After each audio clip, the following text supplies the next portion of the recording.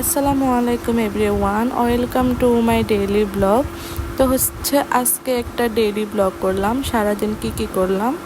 তো সকালে আমার একটা কাজ ছিল, সেজন্য বের হয়ে গিয়েছিলাম। একটা পার্সেল রিসিভ করার ছিল, ওই পার্সেলটা রিসিভ করার পর চলে গেলাম নানুর বাড়িতে। অনেক দিন পরে আমার নানুর বাড়িতে যাওয়া, যেহেতু এখন আর আগের মতো সময় পাই নাই, প্রায় 5 থেকে 6 মাস পরে যাচ্ছি।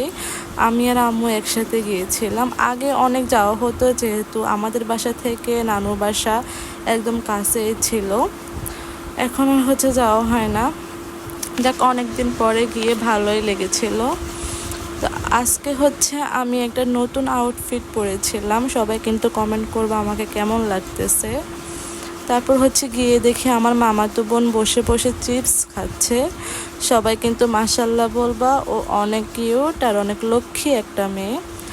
এখানে কিন্তু আমরা সবাই মিলে অনেক বেশি আড্ডা দিতাম আগে, যখন প্রত্যেক বছরে বন্ধের ছুটিতে সবাই আসা হতো একসাথে, খালাতো বোনেরা মিলে অনেক বেশি মজা করতাম এখানে। তারপর চলে গেলাম পুকুর পাড়ে। আমার নানুর বাসা, এটা সবচেয়ে প্রিয় জায়গা। এখানে অনেক বাতাস, পরিবেশটা ভালোই লাগে। কত যে আড্ডা দিয়েছি এখানে, আগের স্মৃতিগুলো অনেক বেশি মনে পড়তেছিল। আসলে একা একা আসলে এখন আর ভাল লাগে না, সবাই মিলে আসলে ভাল লাগে। তারপর চলে গেলাম বাজারে, আমার টুকিটাকি কাজ ছিল।